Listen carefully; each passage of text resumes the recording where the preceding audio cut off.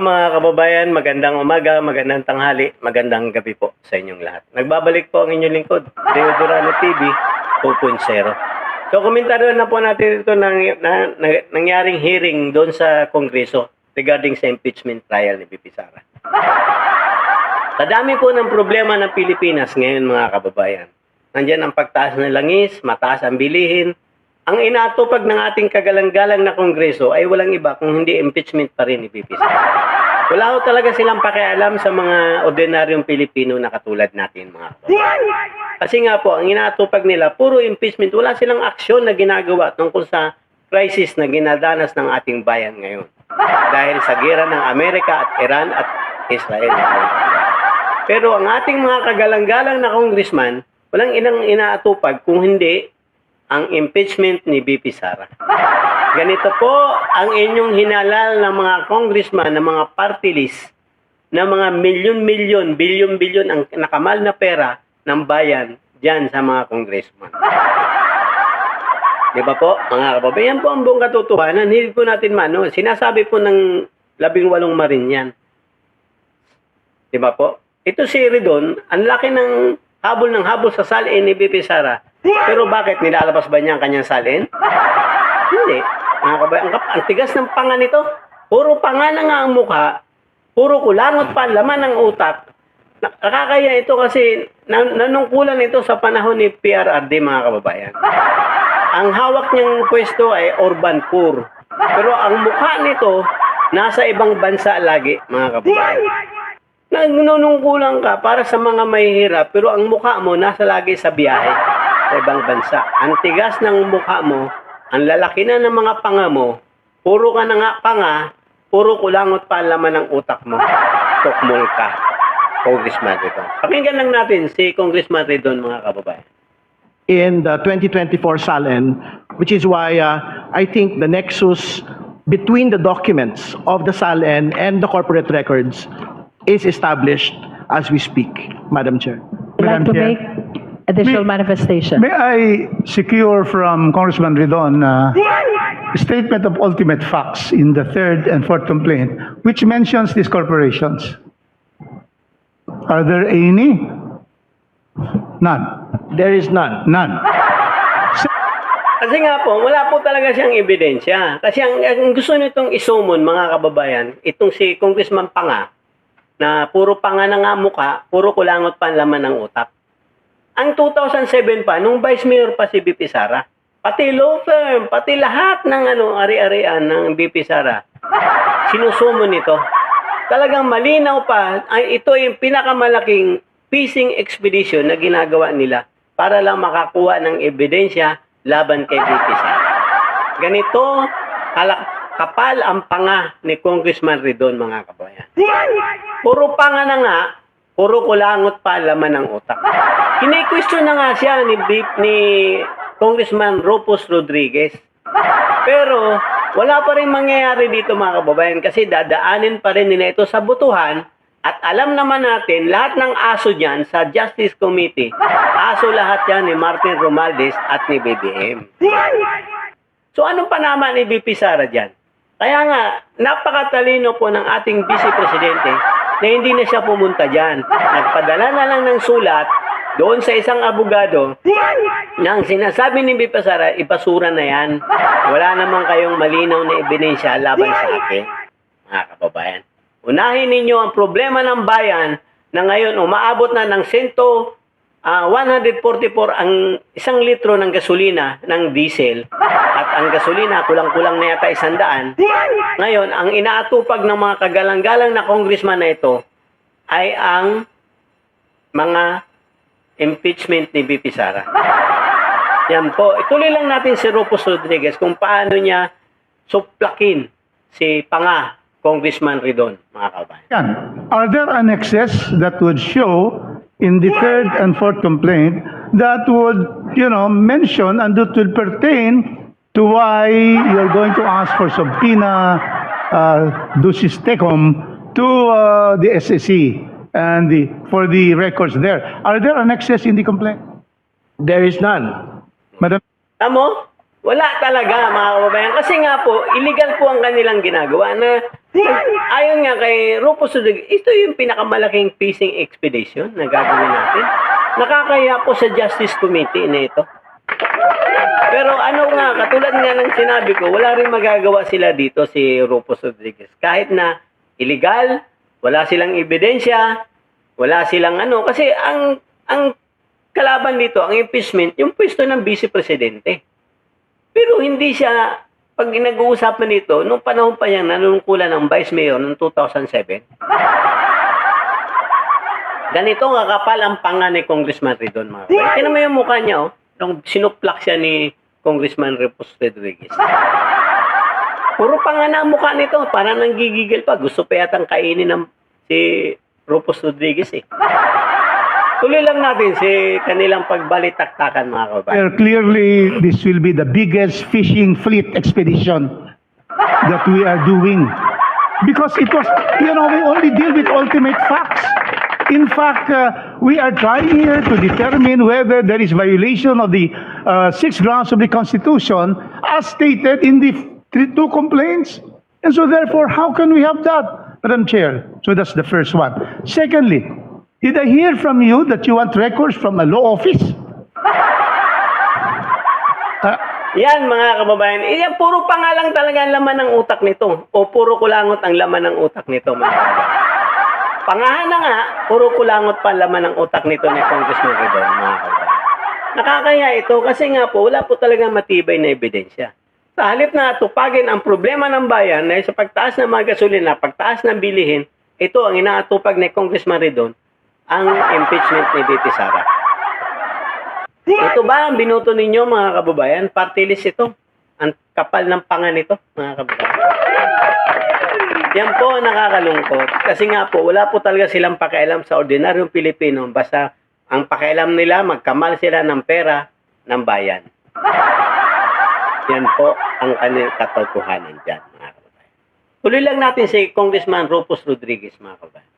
I heard something because this is new to us.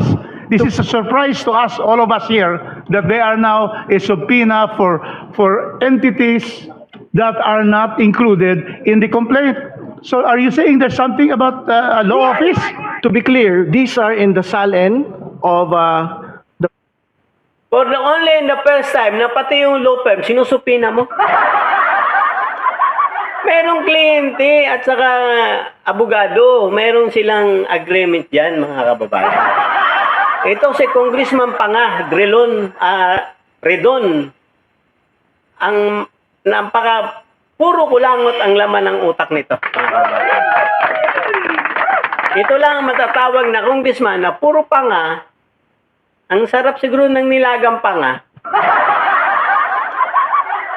Wala pang laman ng utak, kundi puro kulangot pa.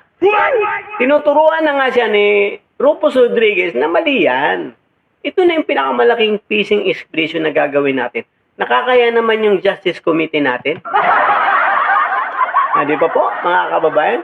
Pero ano man ang sasabihin ni Rufus Rodriguez dito, pagbubutuhan pa rin ito at isusupina pa rin nila ang gusto ni Ridon. Kaya nga, tama lang yung ginawa ni VP Sara na wag na siyang pumunta dyan. At sumulat na lang siya at sinabihan ang Justice Committee na ibasuran nyo yan kasi wala naman kayong ebidensya. Di ba po? Ano ebidensya ninyo? Yung mga ano ni Sosomo ni Congressman Ridon na ano? Na nung 2007 pa, na panahon pa ng Vice Mayor si VP Sara? At yung law firm, isusumon pa.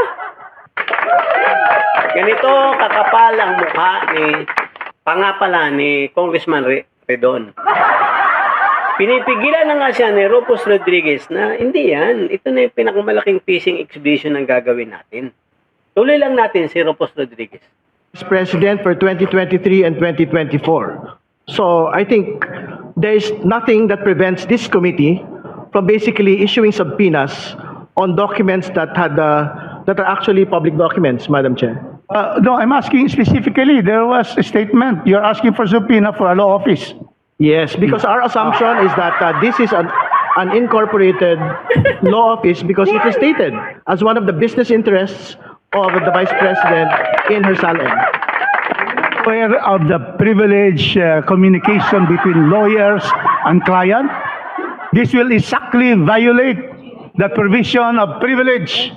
You cannot subpoena law firms for representing a person either accused or in impeachment cases. How can we subpoena a law firm for acting as Ganito kakapal ang panga ni Congressman Redon, mga kababayan.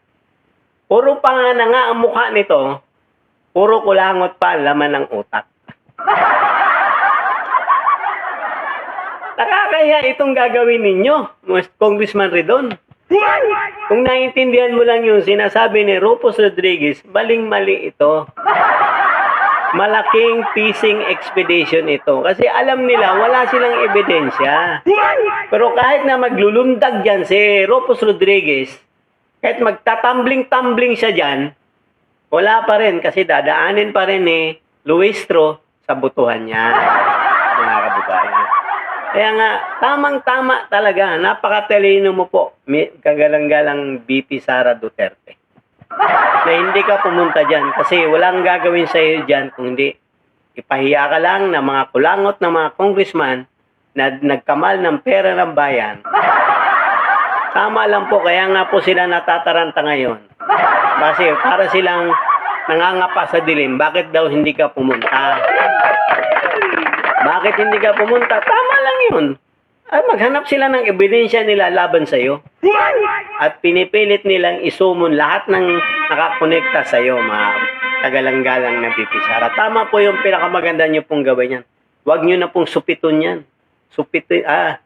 Puntahan yung hearing na yan. Kasi ang palalabasin nila dyan, mini-hearing.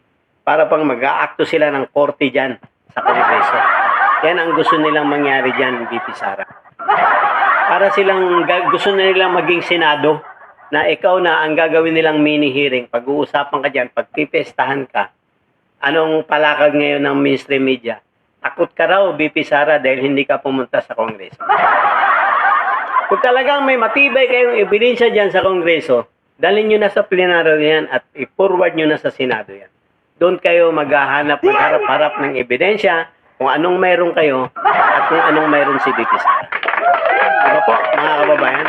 Tuloy lang natin si Rufus Rodriguez, mga kababayan. lawyer for the Vice President? Can you give us a reason why we should subpoena law firms under the rules of court and under the Code of Professional Responsibility? We cannot subpoena records of a law firm. Sure, court records. Yan, mga kababayan. Yan ang ganito kakapal ang panga ni Congressman Redon, mga kababayan. Ang matigas ng muka, puro kulangot pa ang laman ng utak, puro panga na nga nakapaligid sa kanya. Wala pang laman ng utak. Kasi nga po, wala siyang ebidensya laban kay BP Sara. Anong gusto niyo mangyari? Si BP Sara pa magbigay ng ebidensya laban sa kanya? Nagdidemanda kayo ng impeachment complaint pero wala kayong malinaw na ebidensya. Ang gusto niyo mangyari, kuhanan pa ninyo ng ebidensya ang inaakusahan? Only in the Philippines, my God. Basbasan mo po ito, mga congressman namin. Nalagyan naman ng kunting talino, mga kababayan. Ikaw na pong bahala sa kanila, Panginoon Diyos por Santo. Basbasan mo po ang kanilang mga kukote na hindi lang puro kulangot ang kanilang laman ng utak, mga kababayan. Puro panga na nga, puro kulangot pa ang laman ng utak. O, hanggang dito na lang po muna ako, mga kababayan. Palambing naman po ng like, share, and subscribe po to my YouTube channel, Deo Durano TV 2.0. God save the Philippines. Kami ang boses ng masa, hindi natatakot. Katotohanan lang, di kami nalulunod. Walang bahid ng sismis, lahat ay totoo. Kahit sino ka pa, pag mali ka babanatan ka. Walang pinipili kulay, wala kaming kinikilingan. Basta para sa bayan.